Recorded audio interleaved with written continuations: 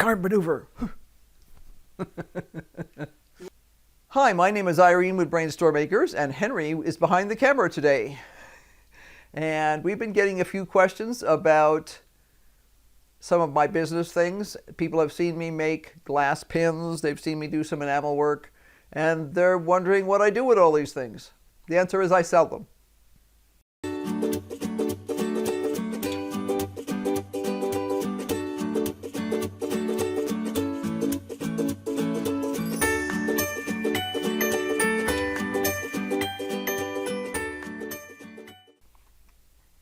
In the first group of people that I was talking about who do historical reenactment down to about 1600, they're usually used for holding on veils. So whether you're a Roman or way late in the Italian Renaissance, you need something to hold your veils on with. And one of the easiest ways to do that is simply to pin the veil to your hair. Women in those days did not wear short hair unless they were nuns or being punished. They often did things like shave the heads of prostitutes. So wearing short hair was not an acceptable thing. Women would braid their hair. If they didn't have nice thick hair, they would buy false hair. False hair could be made out of flax. It could be made out of human hair if you had real money. Horsehair, all kinds of things. But you'd have your braids on and you would simply put your cloth on your head and pin it through those braids, and it holds it very well. If you don't have braids that you can pin through, you can wear a headband around your head. You can wear a cap underneath your veil, and same thing, you pin the veil to the headpiece. I also make larger ones which are actually designed for putting on hats, and that is simply what a hat pin is to this day. If you take a good look at the British Royals or any of the other fancy people who go to the big horsey events in Great Britain and things like that, a lot of those hats are held on with a hat pin, or more than one, because the breeze blows, unless you want a chin strap, which is acceptable for certain types of hat, but not for the really fancy ones a lot of times. You need a way to keep your hat in place. So again, you're pinning it through your hair usually, or through something you've placed underneath your hat that attaches to your hair. That you can always cheat a little bit. This is actually made from stainless steel welding rod, and so are the finer pins that I make, the ones that are veil pins. The glass-topped ones, I choose to use stainless steel welding rod because that way you don't have to worry about it rusting and staining your clothes or your veils or anything like that. Most of them pre-1600 actually did not have steel. They were usually on some sort of brass or bronze. If you were wealthy, they might be on silver or gold. But for modern people, this is very practical. Like I say, it doesn't rust. It doesn't tend to discolor your clothes. It's affordable, so it makes the whole process affordable for people. Because part of my goal is to make things affordable so that people can actually use them and have more than one set of things. And people who are really into wearing veils and stuff will get lots of different colors to go with the different outfits that they have. It could be fun. People will be, come in looking for specific colors. Do you have, and I'll say, check the boards. I've got racks that the different pins go in. And they're always sorted by color and by size. These are based on bead patterns, actually. I was experimenting on this one. There's a way of, and I decided I needed to use a different blue, but there's a way of creating a white half moon by the dot, with a specific dot pattern, and that's what I was actually playing with here. And they're not perfect, but they are still blue and white, which is, if somebody was looking for a blue and white hat pin, that's fine.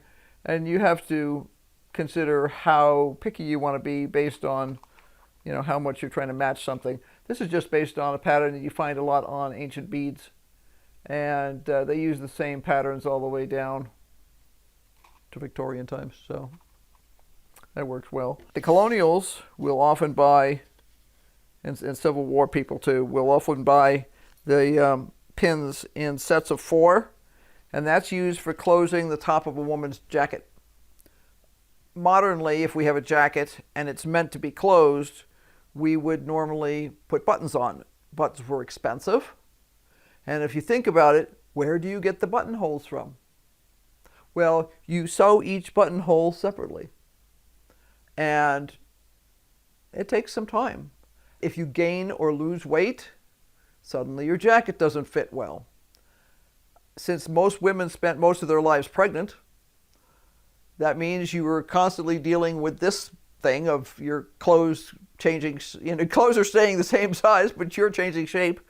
So by using pins instead of buttons, you could easily adjust the front. You'd have it set so that it would overlap. You pin in place, and it stays closed, and you look nice and tidy. You would pin so that, and this is, a lot of modern people will freak out about the idea of using pins on their clothes. There's nothing scary about it at all. Period clothes were lined. So it's not one layer of fabric, and it's not a stretch fabric. The stretchiest fabric you would get is a good wool that might have a little bit of stretch to it.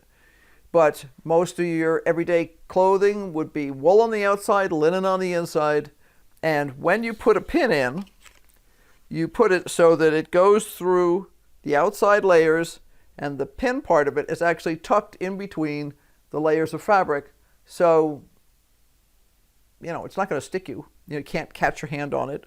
If you place pins, I teach people how to use pins all the time. You have to think about how you bend. Okay, I bend like this. I would never put a pin like this or like this, because when I bend, I'm going to get stuck one way or the other. But if I have those pins across here, which is the way you use them to close a woman's jacket, I'm not going to bend and stick myself, because that pin is across my body and my body bends like this, not in some strange way. So it's pretty simple. It's very straightforward and very effective. And that's what I make a lot of. I also make metal top pins in both nickel silver, which looks like silver, and brass, which looks like gold. And I also make them in the larger size, and I make them in the smaller size, which is designed for veils or for very sheer fabrics where you're not actually using it to do anything structural. You're using it to hold something on you, but it's not actually holding you together. What kind of art don't I do? Is there anything I don't do? I don't do much weaving.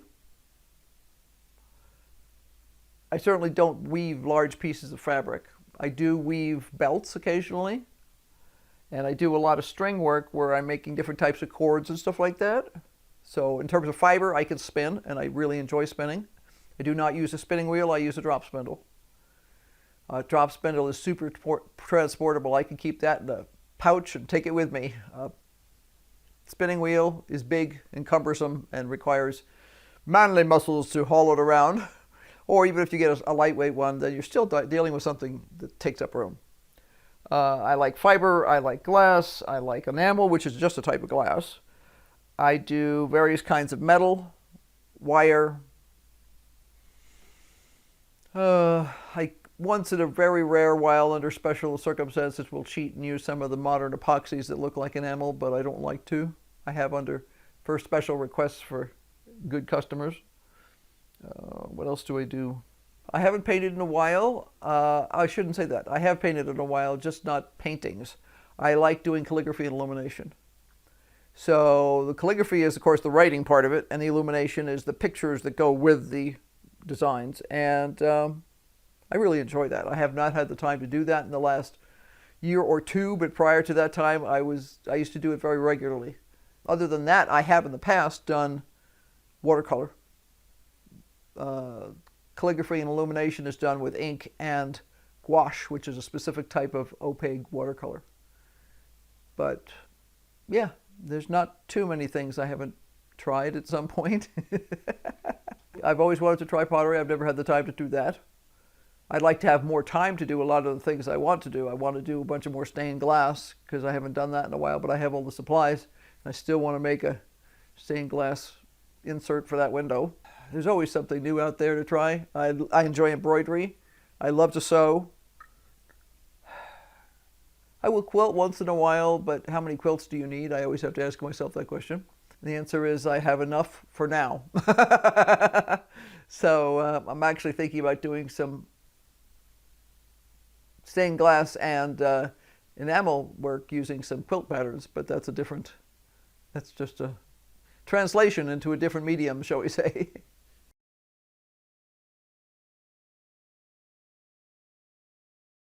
That's an encyclopedic explanation. Let's see. Basically, you create some sort of a model.